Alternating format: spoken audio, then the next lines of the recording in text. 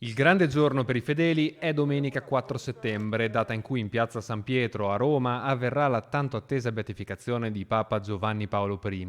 Per conciliare la fervida attesa di celebrazione e il desiderio di approfondire la conoscenza del Papa del Sorriso, la Fondazione Papa Luciani di Canale d'Agordo, con la collaborazione dell'Associazione Bellunesi nel Mondo e il contributo della Regione Veneto, ha realizzato un corso online totalmente gratuito che, previa registrazione, accompagna l'ascoltatore in un percorso di 10 lezioni da 30 minuti ciascuna riguardo la vita di Albino Luciani e il suo percorso religioso che l'ha condotto al ruolo di pontefice.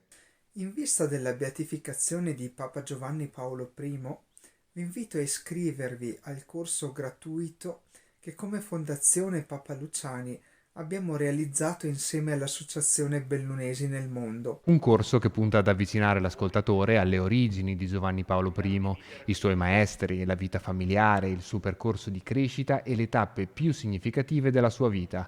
Un viaggio alle radici dell'essere di un papa tanto amato qual è stato Albino Luciani.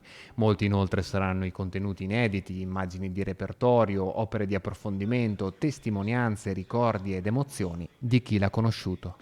Lo troverete sul sito www.accademiaabm.it. Vi aspettiamo. Da ricordare infine che il 4 settembre nella piazza di Canale d'Agordo sarà trasmessa in diretta la cerimonia di beatificazione, mentre i festeggiamenti veri e propri si terranno sempre nella sua città natale domenica 11 settembre, con una capienza massima stabilita a 2000 persone e ai quali saranno presenti i vescovi del Veneto e molti ospiti politici e religiosi.